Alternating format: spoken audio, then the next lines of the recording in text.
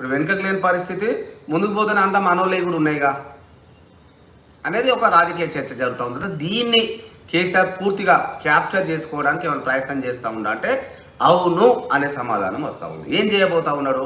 ఇప్పటికే చాలామంది ఎమ్మెల్యేలు గురువుగా ఉన్నారట. ఒక ప్రధానమైన జిల్లాకు సంబంధించిన ఇద్దరు అన్నదమ్ములు కూడా గురువు ఉన్నారట.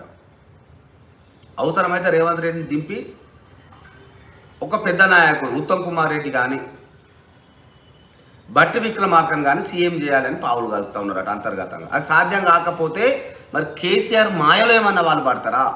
వాళ్ళకి ఏమైనా బీఆర్ఎస్ వరకు డైవర్ట్ అవుతారు. ఎందుకంటే ఒక 30 మంది వీళ్ళకు ఉన్నారు.